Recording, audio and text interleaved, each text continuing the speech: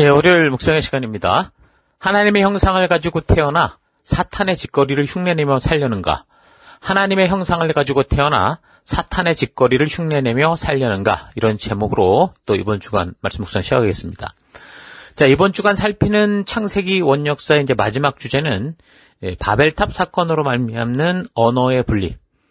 그래서 이제 사람들이 흩어지는 온 열방 그 민족들의 기원에 관한 그런 역사를 묵상해 나갈 겁니다. 자, 성경의 원 역사로 볼 때 여기 민족들의 기원까지가 인류 온 이 나라 민족들에게 공통적으로 적용되는 인류 전체의 역사에 관한 말씀이죠. 이 이후로는 이제 각 민족들로 분산이 돼서 온 세계에 흩어져 살아가는 그런 이제 이야기들이 됩니다. 그러니까 여기 성경의 역사와 이제 이 세상의 역사들이 보여주는 이 사건들과 잘 연결이 돼야 그래서 이제 성경과 역사를 더불어 우리가 살펴갈 때 좀 더 사실성 있게 성경을 바르게 묵상하는 그런 길을 잡을 수 있죠.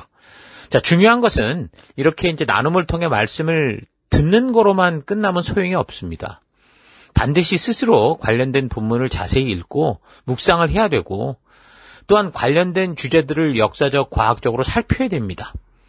강단에서는 성경의 길을 잃지 않고 나아갈 수 있는 성경과 역사의 바른 길을 가이드 하려고 하기 때문에 주일 강단에서 이렇게 주는 것만 듣기만 해서는 마치 조립할 수 있는 가구들을 다 사서 이제 모든 게 다 있는데 그러니까 조립의 방법에 대해서까지 자세히 듣고 분명히 알겠는데 근데 이제 그냥 방치하는 것과 같은 거죠.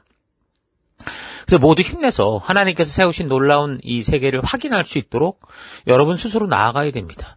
교회당만 왔다 갔다 하고 주일날 잠시 듣는 그런 말씀을 가지고 잠깐 깨달은 것으로 모든 게 기억된다고 할 수가 없어요. 그래서 특히 이제 셀리더들 같은 경우는 더더욱 말씀에 깊이 들어가서 연구하고 고민하고 그래서 필요하면 목사를 붙들고서라도 바르게 나누고 바른 길을 찾아서 그래서 우리가 이 양식을 우리가 바르게 먹고 그리고 이제 우리에게 맡겨주신 우리 지체들에게 이런 귀한 하나님의 뜻을 알리는 그런 귀한 사명을 감당해야 됩니다. 모두 그런 일에 우리가 한 마음으로 모아서 힘써 나아갈 수 있으면 좋겠습니다. 우리 교회가 이렇게 연대기적으로 성경을 살펴가는 것은 어떤 강단의 어떤 목사 한 사람의 의지로 되는 게 아니라 모든 성도들이 정말 하나님 앞에서 우리가 바른 결단을 가지고 함께 이루어가야 될 수 있는 거다라는 거 잊지 마시고 다 같이 우리 힘을 모았으면 좋겠습니다. 자, 우리가 지금까지 살핀 내용은 홍수로 심판을 받는 내용까지였는데 이제 홍수 이후의 이제 내용부터 우리가 계속 살펴나가면요. 8장 20절부터입니다. 노아의 제사 얘기가 나오죠. 지난 시간 노아가 그 1년 하고도 16일에 걸쳐서 이제 방주 생활을 하고 드디어 나오는 것까지 우리가 살펴봤는데요. 그렇게 방주를 나온 노아는 가장 먼저 하나님께 이제 단을 쌓고 예배를 드립니다. 예배는 하나님의 하나님 되심을 인정하는 인간의 그런 가장 기본 기초요. 하나님과의 모든 관계의 기본입니다. 그래서 온전한 예배가 드려질 때 하나님은 용서와 축복을 꿈꾸며 당신의 백성들을 풍성하게 하시는 그런 일을 행하시죠. 그래서 노아가 온전한 예배를 드릴 때 하나님께서 스스로 결단하시기를 다시는 이제 사람들의 이런 악함으로 인해서 땅을 저주하지 않고 또 모든 생명을 이런 식으로 심판을 하지 않겠다. 그렇게 이제 결단을 하십니다. 그렇다면 우리가 맞이할 그럼 인류 종말의 심판은 어떻게 흘러갈까 좀 생각해 볼 수 있겠죠. 마태복음 24장 6절 여기저기서 전쟁이 일어난 소식과 전쟁이 일어나리라는 소문을 들을 것이다. 너희는 당황하지 않도록 주의하여라. 이런 일이 반드시 일어나야 한다. 그러나 아직 끝은 아니다. 민족이 민족을 거슬러 일어나고 나라가 나라를 거슬러 일어날 것이며 곳곳에 기근과 지진이 있을 것이다. 그런데 이런 모든 일은 진통의 시작이다. 그러니까 아주 심각한 자연재해와 그러니까 우리가 맞이하게 된 이제 우리 마지막은 아주 심각한 자연재해와 국가적인 치열한 전쟁들이 벌어진다고 하더라도 그것이 끝이 아니다라는 거죠. 그러니까 다시 말하면 뭔가 어떤 사건으로 인해서 홍수심판과 같이 탁 멸하는 그런 게 아니라 그렇게 심판이 계속되고 있다라는 것을 계속 하나님은 알려주시겠다라는 겁니다. 그래서 하나님께서 사람들의 악함으로 한순간에 모든 것이 죽는 그런 심판을 하지 않겠다고 이 홍수 심판 후 결심을 하셨기 때문에 예배를 통해. 그래서 하나님은 계속해서 사람들에게 끝까지 기회를 주시고 돌아오기를 원하실 겁니다. 그래서 24장 9절 마태복음, 그때 사람들이 너희를 환난에 넘겨줄 것이며 너희를 죽일 것이다.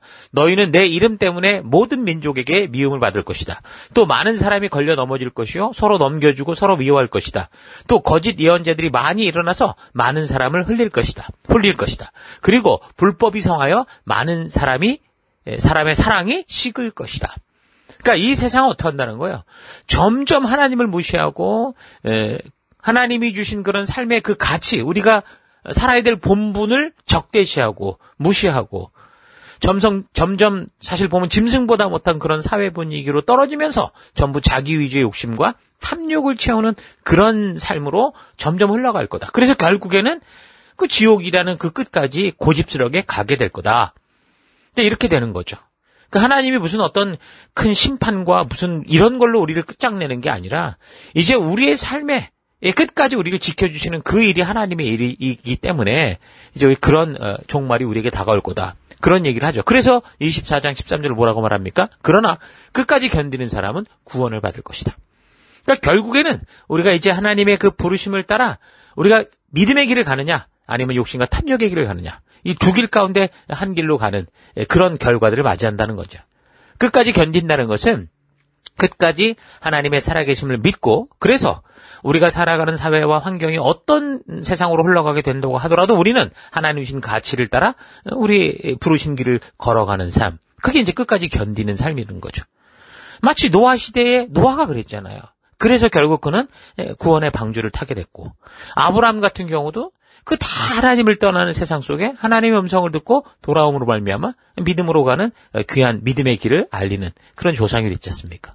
자, 아무튼 하나님은 노아가 드리는 이제 온전한 예배를 통해서 다시는 홍수 심판 때와 같이 이 세상을 그렇게 심판하지는 않겠다.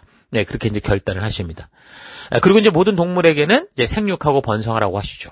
그리고 이제 땅이 존재하는 난 씨 뿌리고 거두는 일, 그리고 추위와 더위, 그 여름과 겨울, 낮과 밤이 계속될 거다 말씀하십니다. 자, 이런 말씀에는 언젠가 이 땅이 없어지는 때도 있을 거다라는 의미도 있는 거라고 볼 수 있겠죠. 땅이 존재하는 한 이렇게 말했으니까 언젠가 땅이 존재하지 않는 그런 날이 올 것도 우리가 알 수 있습니다. 그러니까 땅은 참으로 성경에서 굉장히 중요한 부분이라고 할 수 있습니다. 이 땅이 있었기 때문에 그 안에 우리가 이 안에서 창조되고 우리가 이곳에 살 수 있었던 아주 우리 기초가 되는 거죠. 처음 아담과 하와가 범죄했을 때 창세기 3장 17절 아담에게 이르시되 네가 너의 아내 말을 듣고 내가 너에게 먹지 말라 한 나무의 열과를 먹었은즉 땅은 너로 말미암아 저주를 받고 너는 네 평생에 수고해야 그 소산을 먹을 것이다. 그렇게 말씀하셨죠.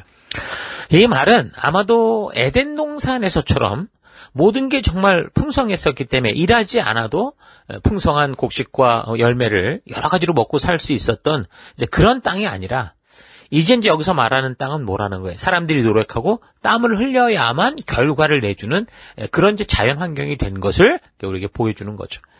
자, 그리고 이제 아담의 자녀들 중에서 이제 형 가인이 동생 아벨을 죽인 후에 하나님께서 가인에게 뭐라고 말씀하셨냐면 네가 땅에서 저주를 받으리니 밭을 갈아도 땅이 다시는 그 효력을 너에게 주지 않을 것이라고 말씀하십니다. 그러니까 이 말씀은 하나님께서 이제 토양의 생산력을 이제 제어하셔서 가인에게 정당한 노동의 소출을 허락하지 아니하겠다라는 뜻, 그런 걸로 말씀하신 걸 볼 때 아무튼 땅이라는 것은 사람들의 생존에 있어서 굉장히 중요한 연관성이 있는, 사실 땅의 주인은 하나님이시거든요. 근데 오늘날 이 온 전 세계를 보십시오. 이 땅을 가지고 무슨 짓을 하고 있는지. 자, 어쨌든 땅은 우리 사람들의 삶에 있어서 하나님이 창조한 세계 속에 굉장히 중요한 기초가 된다라는 거 잊지 마십시오. 땅은 하나님의 소유고 하나님의 명령대로 복종합니다. 이 땅은 그 자체로 물을 보존하고 식물을 자라게 하고 또 모든 죽은 것을 다 받아들여요. 죽은 시체들을 받아들여서 분해해서 어떻게 또 다른 생명의 기초가 되게 하죠. 그래서 생명이 태어나게 하고 생명을 가진 존재들이 살아갈 수 있게 하는 생명의 근원 같은 것이 땅이에요. 그래서 하나님이 아주 중요하게 이 땅을 창조하신 것을 볼 수 있습니다. 그래서 사람도 그 땅에서 온 거고, 아담의 경우 범죄 이전에는 이 땅에서 주는 그런 정말 이 생명을 먹고 살았지만, 범죄한 후에는 이제 수고해야만 그 땅에서 소산을 얻을 수 있었고, 그리고 결국에는 그 땅으로 죽어서 되돌아가게 되는 그런 상황이 된 거고요. 그 살인죄를 범했던 아담의 자녀들 중에 가인 같은 경우는 밭을 갈아도 땅이 응답하지 않으리라 말씀하신 거로 봐서 땅은 하나님께서 사람들과 연관하여 뭔가를 행하시는 아주 중요한 기초가 되는 것을 분명히 알 수 있습니다. 하나님은 인간들이 죄를 저질렀을 때 그에 대한 형벌로 땅을 활용하신 거죠. 어떤 생존의 근원이고 기본이니까. 근데 가만히 보면 형벌이라기보다 자유의지를 가진 인간 스스로 하나님을 바라볼 수밖에 없는 이제 결국 그런 상황과 환경을 만드신 거죠. 그러니까 사람들은 좀 땀을 흘리고 어려운 삶을 살 때 어떻습니까? 뭔가 겸손합니다. 인간의 부족과 무능을 느낄 때 어떡합니까? 하나님을 찾습니다. 그러니까 농사를 지으면 스스로 할 수 있는 최선의 것을 아무리 잘하고 땅을 기경하고 그다음에 거기다 씨를 열심히 뿌린다고 해도 무슨 이 잡초들을 다 뽑아낸다고 해도 결국 하늘에서 적시는 그런 적시에 내리는 비, 또 식물에게 필요한 만큼 이 태양이 쪼여지는 거, 이런 일들이 없다면 결국 어떻게 됩니까? 인간의 수고와 노력이 1년 농사가 다 망치는 걸 보죠. 그러니까 이런 걸 보면서 인간들이 결국은 자신들의 한계를 인정하고, 그래서 이 자연을 만드신 하나님께서 때에 맞추어 적절한 비와 태양을 주시는 분이다라는 것을 기억하고 기대하며, 그래서 항상 하나님을 기억하며 사는 그런 삶이 될 수 있도록, 그러니까 홍수 후의 모든 삶의 그 형태가 하나님과 연관되어 살 수 있도록 그렇게 하신 거죠. 생존을 위한 모든 삶에서 하나님을 기억하게 하고자 하는 그런 삶의 시스템이 바로 하나님이 이 홍수에 의해 만드신 결국 그런 시스템입니다. 그런데도 인간들은 어떡합니까? 이런 시스템을 통해 그 하나님을 바라봐야 되는데 이렇게 만드신 하나님을 바라보지 않고, 그러니까 분명히 하나님을 알게 하신 뭔가 어떤 이 초월한 존재가 있다라는 것을 느끼는 감각은 분명히 살아있는 건 맞은데, 근데 그거를 하나님을 찾는 게 아니라 뭐 태양을 신으로 구름이나 뭐 이런 하나님이 만드신 피조물들을 마치 하나님의 형상으로, 그러니까 우상 버러지 형상으로 만들어서 그렇게 섬기는 거예요. 자, 이런 사실을 잘 알고 우리가 오늘 이 땅을 살아가며 우리가 자연과 모든 것을 통해 정말 우리의 연약함과 부족함을 깨닫게 될 때 분명히 초월적인 존재에 대한 그런 기대와 믿음이 생길 텐데, 그 기대와 믿음들이 엉뚱한 하나님 만든 피조물이 아니라 하나님, 오직 하나님, 그 하나님을 바라보는 그런 기회가 될 수 있기를 바랍니다. 자, 아무튼 하나님께서는 홍수 후에 예배를 받으시고 뭐라고 말씀하십니까? 8장 21절. 창세기 8장 21절. 여호와께서 그 향기를 받으시고 그 중심에 이르시되 내가 다시는 사람으로 말미암아 땅을 저주하지 아니하리라 라고 말씀하십니다. 그러니까 이 말은 아담이나 가인의 때처럼 더 가중되는 노력이 필요한 것을 더 이상 만들지 않겠다는 거죠. 그러니까 인간을 향한 사랑이라고 볼 수 있습니다. 이미 파괴된 자연환경으로 인해서 여름과 겨울이 생기게 되었고 추위와 더위가 되게 생겼죠. 그로 인해 사람의 생존을 위한 하나님의 그 방법에, 생존을 위한 방법에 하나님의 역할이 없으면 그렇게 안 되는 그런 환경이 없어진 게 아니라 오히려 아담 이후의 역사로 벌어진 일들을 볼 때 하나님을 의지하지 않으면 안 되는 삶을 살게 되는 겁니다. 그래서 땅에서 살아가는 것을 더 어렵게 하므로 가인처럼 삶이 너무 가혹하게 느껴지게 하는 그런 일들을 더 부가적으로 하나님이 계속 만드시는 그런 일들을 하지 않으시는 거죠. 그러니까 이 땅에 대한 이 저주의 말씀은 사실 정확하게 이해할 수 있는 방법은 없습니다. 왜냐하면 그 성경이 그 이유를 정확하게 얘기하지 않기 때문입니다. 그래서 해석하는 사람들의 이유가 다 다른데, 그래서 이것 때문에 여러 방법으로 뭐 여러 가지 그 사람들의 이야기를 찾아봤는데, 내가 이제 이런 식으로 묵상하는 식으로는 그렇게 하는 분들은 없는 것 같아요. 그래서 땅의 저주란 아담 때처럼 땀을 흘려야만 먹고 살 수 있는 환경으로 어렵게 만드는 게 아니라 이제 좀 더 우리가 하나님만을 바라볼 수밖에 없는 그런 이야기가 바로 땅에 대한 저주다라는 식의 이제 해석은 제가 보지 못했거든요. 자, 그래서 여러분들도 제가 말씀드린 것을 참고로 여러분 나름대로 묵상하고 또 그런 생각을 통해서 여러분 스스로도 하나님의 온전한 뜻을 직접 깨달아 알아가는 귀한 시간들 되기를 바랍니다. 자, 계속해서 이제 9장이죠. 9장에는 이제 노아와 이제 무지개 언약을 맺는 사건이 나옵니다. 처음 아담과 하와에게 명하셨던 것처럼 생육하고 번성하여 땅에 충만하라 하시고 동물들에게도 그 생육하고 번성하라고 하셨죠. 좀 다른 점은 뭐였냐면 첫 창조 때 아담 때는 사람들에게 이제 모든 열매를 먹거리로 주시고 그러니까 채식을 하며도 살 수 있도록 그러니까 홍주 이전의 세상은 채식을 통해 살 수 있게 하셨는데 홍수 후에 이제 재창조되었다고 할 수 있는 이 세계에서는 이제 살아 움직이는 모든 생물을 먹을 거리로 주십니다. 그래서 이제 이때부터 육식을 하게 되는데요. 분명한 것은 피에는 생명이 있기 때문에 피가 있는 채로 먹지 마라. 그렇게 말씀하시거든요. 그러니까 생명이 피에 있다는 것은 우리도 알다시피 여러분 사람이 피를 많이 흘리면 죽게 되는 거 알죠. 그러니까 피를 흘린다는 건 고통을 의미하고 죽음을 의미하거든요. 고통스러운 죽음을 의미하는 거죠. 그러니까 홍수 이후 동물을 잡아먹을 수 있는 그런 상황은 돼 있지만 그러니까 동물의 생명을 존중하고 배려하고 그래서 동물을 죽이는 과정에서 발생하는 그런 결국 죽여야 되는데 그 과정에서 잔인함의 그런 어떤 악영향과 정신적 피해 등을 입지 않을 수 있도록 하나님이 미리 조치하시는 그런 경고라고 할 수 있습니다. 그러니까 생명이 있는 것이 죽는 현장을 보면 참 그 누구나 마음에 깊은 그런 상처가 막 남게 되거든요. 도살을 하는 데 같은 데 가보면 그 돼지나 뭐 소나 막 너무 비참하게 막 소리 지르면서 죽는 이제 그런 걸 보면 참 영혼의 피폐함을 느껴질 정도 아닙니까? 이전에 한참 그 이슬람 그 ISIS가 판을 칠 때였는가요? 한국의 어떤 분이 선교사로 갔다가 어떤 청년이 그 이슬람 극진 세력에 의해서 잡혀가지고 참수당하는 영상을 어떻게 그냥 한번 보게 됐어요. 어떻게 연결되다가.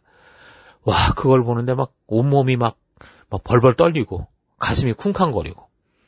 그래서 그 긴장과 그 두려움과 공포가 한동안 막 떠나질 않고 그 잔상이 계속 남아서 굉장히 오랫동안 기억한 적이 있습니다. 여러분, 이 전쟁에 참가했던 군인들 대부분이 보면 그 평생 동안 외상 후 스트레스 장애에 시달리는 걸 알죠. 결국은 막, 죽을 때까지 그래서 피폐한 삶을 막 고통스럽게 왜 악몽을 꾸고 뭐 아무튼 이래가면서 살아가거나 그러다 못하면 이제 자살까지 하는 그런 일들이 굉장히 많은 걸 보면 알죠. 그리고 어떤 나라에서는 살아있는 뭐 원숭이의 뇌를 먹는다고 막 그 붙잡아 놓고 살아있는 그런 원숭이를 먹고 또 살아있는 오리를 산채로 불에 달궈진 철판에 올려놓고 철망을 씌워놓고 막 오리가 여기서 할기 뜨거우니까 막 여기 뛰다가 결국 발이 있게 되면 그 오리 발바닥 요리를 먹는다. 그 카오야장이라고 그러는데 뭐 그런 걸 먹는다던가. 우리나라 저 어릴 때 보면 개고기 먹는다고 할 때 개를 어떻게 잡으면 막 몽둥이를 때려서 잡을 때가 너무 가끔씩 봤거든요. 정말 두렵죠. 그냥 어릴 때니까 무서워서 저 뒤에서 그냥 슬쩍슬쩍 보고 그런 일이 있었었는데 그러니까 이런 잔인한 일이 결국 뭐예요? 그러니까 생명이 생명을 죽일 때 나타나는 이런 이 잔인함들은 결국 인명에 대해서도 결국은 소홀히 여기게 되고 그러다 보니까 사람들의 성품도 점점 어떻게 되는 거예요? 잔인해져 가게 될 수 있다는 거죠. 여러분 전쟁이 벌어져 이번에도 러시아 뭐 우크라이나 쪽에서 막 그 러시아 군인들이 막 여자들을 억지로 강간하고 막 이런 것들이 막 그냥 생기잖아요. 막 그런 부분들이. 그 막 비참하게 죽이고 너무 막 어떤 도를 넘어간 일들을 하게 되지 않습니까? 그러니까 그런 일들이 생길 수 있다는 거예요. 생명을 죽이는 일에는 굉장한 그런 어떤 영적인 데미지가 있다라는 거죠. 그래서 이제 하나님이 이제 피채 먹지 말라고 하는 그 명령은 다른 생명을 죽이는 그런 행동이 결국에는 점점 잔인함으로 자라서 영혼을 피폐시켜서 생명을 소홀히 여기는 그런 상황이 될 수 있다. 그러니까 그런 일을 하지 말아라 라는 의도에서 그렇게 말씀하신 것을 우리가 생각하면 되겠습니다.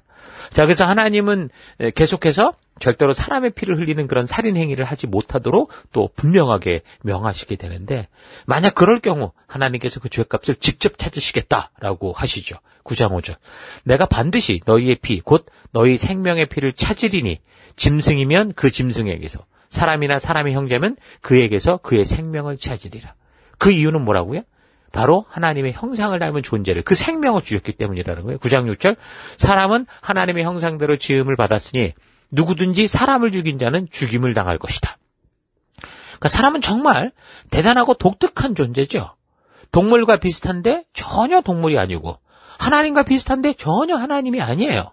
그러니까 동물이 볼 때는 아마도 사람이 신적인 존재 같은 그런 사람들일 것이고, 천사들도 부러워하는 그런 존재가 인간이라고 성경이 얘기합니다. 그러니까 인간들은 왜요? 하나님의 형상을 닮은, 하나님이 아주 독특하게 창조한 그런 너무 귀한 존재들이다라는 거예요. 그래서 그런 하나님을 닮은 사람을 죽이는 것은 바로 하나님을 죽이는 것 같은 꼴이다라는 거죠. 여러분, 우리가 우리 부모님 사진을 함부로 찍거나 밟거나 그러지 않잖아요. 심지어 자기 나라 국기도 함부로 밟거나 아무렇게나 다루지 않는 것처럼, 사람들에게는 바로 그런 하나님의 존귀함과 그런 그분의 거룩한 이 형상이, 그 존재가 그대로 담겨져 있는 거예요. 그래서 하나님은 당신이 먼저 당신을 닮은 사람들, 이 사람의 생명을 아주 소중히 여겨주시는 거죠. 그러니까 생명을 만드신 분이 이렇게 생명을 소중히 여기시는데, 이 세상을 살아가며 이 생명들을 경시하고 인격을 무시하는 행위들, 이건 참으로 뭐예요? 하나님의 그 말씀에 불순종하는, 심판받을 행동이라는 겁니다.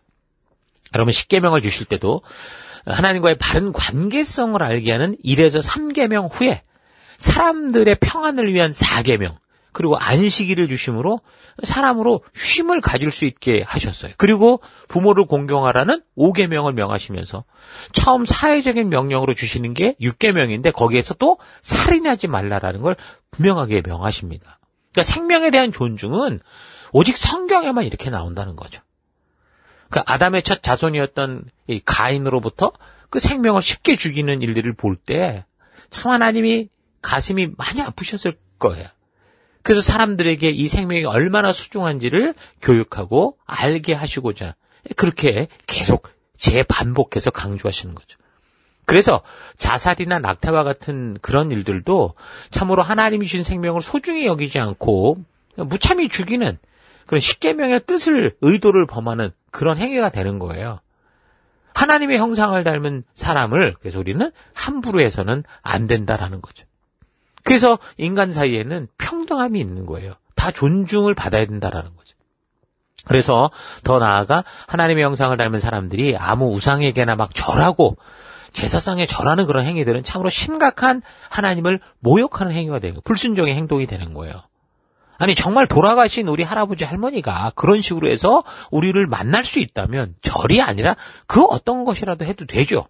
그런데 성경은 뭐라고 말합니까? 한 번 죽은 후에는 심판이 있을 뿐이지, 그 죽은 사람들이 후손들의 그 제사상을 받아 먹으려고 이리 돌아다니고 명절마다 여기저기 귀향길에 올라가고 이런 게 아니기 때문에 결국 그 제사상에서 그 절을 받고 있는 존재는 누구라는 거예요? 사탄이라는 거예요. 하나님의 형상인 사람들이 절하는 것을 자기가 대신 받으면서 참 좋아하는, 사탄이 좋아하는 그 짓을 하는 거죠. 하나님의 형상을 닮았고 이 세상에서 하나님을 대신한 그런 신과 같은 존재로, 이 땅을 책임진 존재로 태어나서 그래서 우리가 사탄 같은 짓을 하거나 사탄이 좋아하는 짓거리를 해서는 안 된다라는 거 잊지 말아야 됩니다. 자, 계속되는 내용을 보면 노아를 비롯해서 후손들에게 이제 언약을 맺으시는데, 홍수로 인한 심판은 이제 다시 없을 것이다. 물로 심판하는 건 없을 것이다. 그러니까 한 번에 심판하는 일들이 없을 것이다. 약속하시면서 무지개를 그 약속의 징표로 보이시죠. 그 무지개를 볼 때마다 뭐예요? 하나님 스스로도 당신이 사람과 세운 이 언약을 기억할 것이다. 그렇게 말씀하십니다. 그러니까 하나님께서 스스로 이럴진데 피조물인 우리는 더더욱 하나님과의 약속을 기억해야죠. 빛된 백성으로 굳건히 서고자 늘 결심하고 그 거룩한 결심대로 살아가야 되는 겁니다. 우리가 무지개를 볼 때마다 하나님의 심판과 하나님의 약속이 기억나야 되는 거예요. 그래서 우리도 늘 이 자연과 성경을 대할 때, 그리고 주일을 맞이하여 예배를 드리며 또 지나다니는 곳곳에서 어떤 예배당을 볼 때 우리와 함께 언약하신 하나님의 뜻을 기억하고 그분이 항상 함께 하신다는 이 코람데오의 삶을 더욱더 우리가 의지적으로 살아가야 된다라는 거 잊지 마시기 바랍니다. 자, 계속해서 이제 9장 이제 18절부터 29절 노아의 이제 마지막 이야기가 나오는데요. 이제 이후에 이제 노아와 그 세 아들들을 통해서 온 세상의 인류가 퍼져간다 이런 얘기를 하면서 처음 이 가족들이 흩어지지 않고 함께 살 때 잠깐 그 유추할 수 있는 그런 이 근거가 나오는데 농사도 지으면서 밭을 갈아서 포도나무도 심었던 것으로 보입니다. 그러니까 포도 열매를 분명히 얻었으니까 포도주를 만들었겠죠. 포도주를 만들었는데 노아가 과음을 했는지 그것을 마시고 취해서 벌거벗은 채 그냥 누워 자다가 그 아들이었던 함이 그런 아버지의 추태를 보고 형제들에게 막 얘기한 것 같아. 그래서 이제 셈과 야벳 같은 경우는 아버지의 허물을 보지 않으려고 뒤로 돌아서서 이렇게 아버지의 그 벗은 나체를 덮어주는 그런 일들이 있었거든요. 자, 이 일로 인해서 나중에 노아가 술이 깼겠죠. 그러고 나서 이 함의 막내 아들 가나안을 막 저주하면서 셈과 야벳의 종이 되어 섬기는 인생이 되라 이런 식으로 저주를 합니다. 아마도 그 이런 말을 근거로 볼 때 함의 막내 아들이었던 가나안이 이 노아의 추태를 목격한 것 같고 그걸 가지고 이제 조롱거리로 떠들었던 것 같습니다.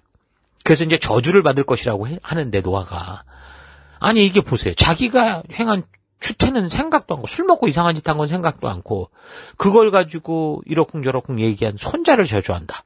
이거 참 웃기는 일 아닙니까?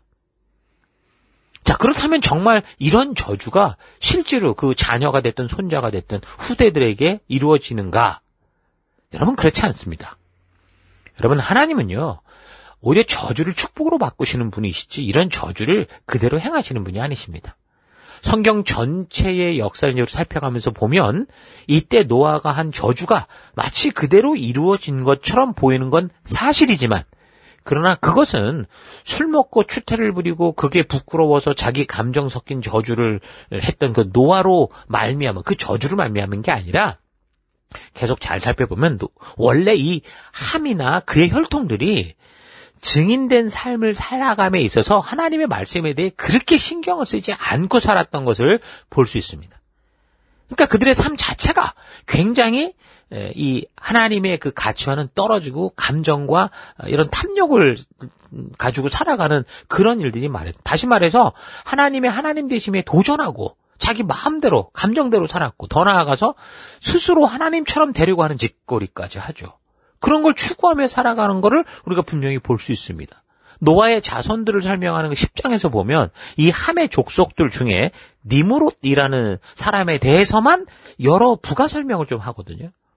그래서 다른 번역본이나 주석들을 참고해 보면 이 니므롯이 어떤 짓을 했느냐, 형제의 땅을 뺏고 거기는 용사였다고 나오는데 그 용사가 좋은 의미가 아니라는 거예요. 형제의 땅을 뺏고 자기의 영역을 이기적으로 더 확장시켜가면서 폭력적으로 통치하던 자였다. 이런 식으로 주석이 설명을 합니다. 그러니까 이거는 노아의 저주 때문에 그렇게 된 게 아니고요. 하나님이신 말씀이 분명함에도 불구하고 자기 생각과 욕심대로 살아가는 그런 족속들이었다라는 이런 사실을 우리가 볼 수 있는 거죠. 자, 아무튼 노아가 그렇게 술주정하다가 깨어서 감정을 다스리지 못하고 그 손자 가나안에게 하듯이 그렇게 내뱉은 저주라는 것은 절대로 무슨 효력이 나타나는 게 아닙니다. 부모의 잘못이 자녀들에게 전가되지 않는다라는 게 성경의 원리예요. 노아의 자녀들 또한 하나님께 부름받은 자들이요 사명을 받은 자들이지 그 부모들의 그 분풀이 같은 그 저주의 영향을 받는 그런 존재가 아닙니다. 그러니까 근거가 없는 이 저주는 아무런 효과가 없어요. 그러니까 잠언에도 그런 말입니다. 26장 2절. 까닭 없는 저주는 참새가 떠도는 것과 제비가 날아가는 것 같이 이루어지지 아니하느니라 분명히 말합니다. 그러니까 다만 근데 한 가정의 부모들이 하나님의 바른 뜻을 따라 살지 않고 자기 마음에 원하는 대로 막 욕심대로 살면 어떻게 됩니까? 그 자녀들은. 그 자녀들은 당연히 그 부모의 모습을 보고 그대로 자꾸 닮아가게 되죠. 그래서 한 가족에서 나타나는 이 나쁜 것들이 막 되물림되는 그런 것처럼 어떻게 보면 마치 좋지 않은 저주가 유전되는 것처럼 보일 수는 있어요. 그래서 어떤 사람들은 가게에 흐르는 뭐 저주를 끊어야 된다 이런 말도 하는데, 여러분 저주라는 게 어떤 가족에게 이렇게 흘러가 그런 게 아니라, 아마도 그렇게 말한 의도는요, 부모로부터 나쁜 것들을 계속 보고 배우게 되면 자녀들의 세대에서도 당연히 좋지 않은 문제들이 생기니까 자녀들이 좋지 않은 교육의 문제를 지적하는 거라고 생각을 합니다. 그러니까 부모의 죄가 자녀들에게 전가되는 일은요, 절대 없습니다. 에스겔 18장 4절, 모든 영혼이 다 내게 속한지라, 아버지의 영혼이 내게 속한 같이 그의 아들의 영혼도 내게 속하였나니 범죄하는 그 영혼은 죽으리라. 그게 아버지가 됐든 아들이든 범죄하는 영혼이 죽는 거지 무슨 저주가 흘러와서 죽는 게 아니에요. 그러니까 괜히 조상 탓, 남 탓하는 인생을 살려고 하지 말고, 아무리 부모가 좋지 않은 것들을 보여줬다고 해도 내가 그것을 의도적으로 하지 않으면 절대로 그런 죄의 그런 쓴뿌리가 흘러가지 않습니다. 그리고 의롭게 살려고 한다면 충분히 어떤 환경 속에서도 하나님의 뜻대로 살아가는 거룩한 믿음의 조상이 될 수 있다라는 이 사실을, 성경적 원리를 잊지 말아야 됩니다. 자, 아무튼 노아의 말년에 이 술이라는 것이 주는 피해를 기록을 해서 알게 하는 술에 대한 이 교훈을 우리가 잘 기억할 수 있기를 바랍니다. 이 세상이 시작되자마자 나타났던 첫 사건이 술 사건인데, 여러분 이거 우리 잘 이 교훈을 배워야 돼요. 여러분 술이라는 건 과거에 무슨 마취제가 없을 때 막 이 사람이 그 상처 당하고 막 이래가지고 굉장히 고통이 있을 때 고통을 덜어주기 위해 썼던 그런 방법을 제외하고는요, 또는 뭐 약이 될 수 있어서 뭐 이렇게 사용했던 그런 것 말고는요, 어떤 이유로든 술을 마시게 될 때 어떻게 됩니까? 유익한 게 없어요. 오히려 돌이킬 수 없는 실수를 만들고 치명적인 죄를 만드는 경우가 다반사입니다. 지금도 뉴스에서 보십시오. 전부 그 대부분 많은 일들이 벌어지는 게 다 술로 인해서요. 술 갖고 칭찬받는 거 하나도 못 봤어요. 새롭게 재창조된 세상이 시작되자마자 술로 인해 벌어진 이런 사건을 굳이 기록하여 알게 하고자 했던 하나님의 그 의도를 우리가 잘 기억해서 여러분 술을 가까이 하지 않는 그런 인생 되기 원합니다. 뭐 그거 한 잔 두 잔 안 먹는다고 그 사회에서 쫓겨날 거라면 그건 우리의 실력이 없는 거지. 여러분 이건 잘 기억해야 됩니다. 당대 의인이라고 하는 노아조차 술로 인한 한순간의 욕심에 의해 무너지는 그런 것을 보면서 우리 인간이라는 존재가 어떤 순간에도 하나님의 이 말씀의 가치로 바르게 무장하고 그렇게 살지 않으면 그냥 보편적으로 육적인 정욕을 따라가고 안목의 정욕을 따라가고 이생의 자랑을 따라가며 살아가는 그런 타락한 존재다라는 걸 기억하면서 교회에서 나름대로 성실하게 믿음 생활하는 사람들은 더더욱 깨워서, 특히 리더들 괜히 그 와인 한 잔 두 잔 먹어가면서 뭐 분위기 즐기고, 말 그대로 분위기 즐기기 위한 거지 뭐 다른 이유는 없잖아요.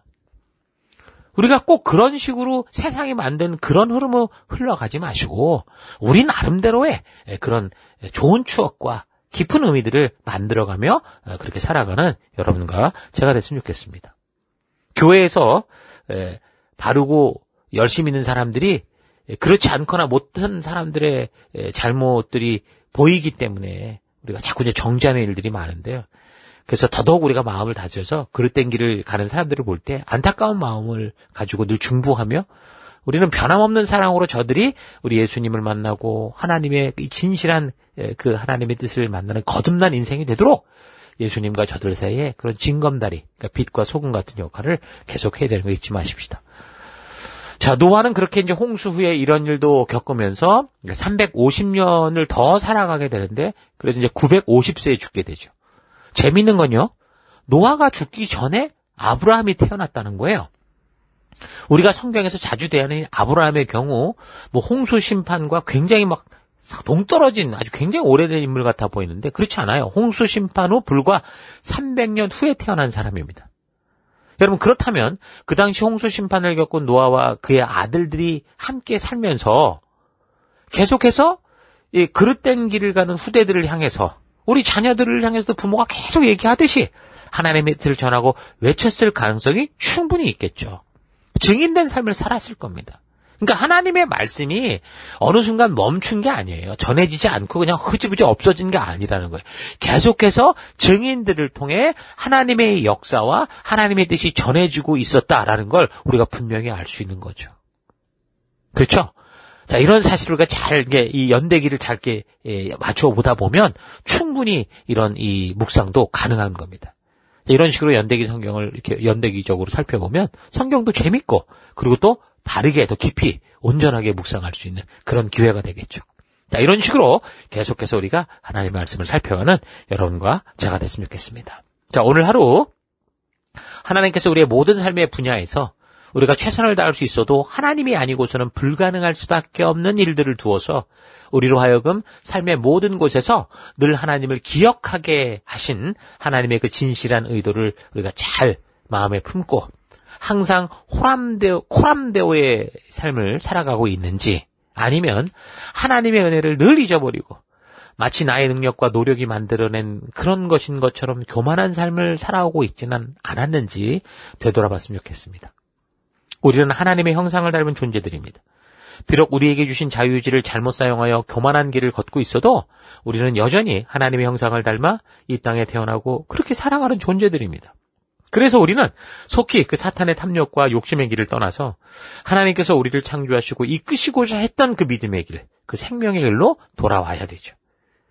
하나님의 형상을 닮아 어디서도 자신을 숨길 수도 없는 존귀한 존재가 사탄이 좋아하는 길에서 사탄이 늘어온 육체의 정욕, 안목의 정욕, 이생의 자랑을 따라 살아가는 그런 삶을 살아서는 안 되고, 그 40일 금식 후에 광야에서 마귀가 똑같이 시험할 때 하나님의 말씀의 길대로 걸을 것을 결단하고 선포하심으로 승리하셨던 우리 예수님처럼 그럼 참된 믿음의 길을 걷는 우리가 됐으면 좋겠습니다. 또한 노아 같은 의인도 한순간에 실수하며 크나큰 죄를 저지를 수 있다라는 사실을 보면서 우리가 성실하게 주 안에서 살아가는 길에서도 우리가 잠깐 하나님의 말씀을 외면하고 육체적 욕정을 따라 살고자 한다면 쉽게 밑바닥으로 곤두박질 칠 수 있는 존재다라는 걸 기억하여 정말 겸손한 하루하루를 살아가는 우리가 되기를 바랍니다. 일부러 교만하려고 하지 않아도 우리가 하나님의 말씀으로 나의 마음과 생각을 붙잡지 않으면 교만을 넘어 사탄이 될 수도 있다라는 거 잊지 마시고 각자가 살아가는 삶의 현장에서 진정으로 말씀으로 말미암은 겸손한 태도를 가지고 살아가는 축복된 주의 백성 되기를 주의 이름으로 축원합니다. 오늘 하루도 힘내십시오. 잠시 기도하겠습니다. 하나님께서는 우리를 동물의 하나로 만들지 않았고 하나님의 형상을 닮은 존귀한 존재로 만드셨는데 이런 하나님의 형상을 입고 세상을 흉내내고 사탄과 함께 정욕에 불타는 삶을 살아왔던 것을 회개합니다.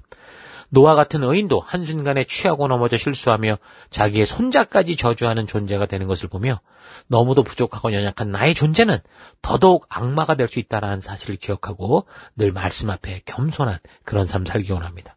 나의 열심과 노력이 하나님의 영광을 드러내는 곳에만 쓰여져야 되는데 나처럼 하지 않는 사람들에 대해 정죄하고 수군거리고 자신을 높이는 교만이라는 이런 함정이 늘 도사리고 있다라는 거 잊지 않고 성실한 믿음의 길에서 겸손한 마음으로 한 걸음씩 나아가는 내가 되기 원합니다.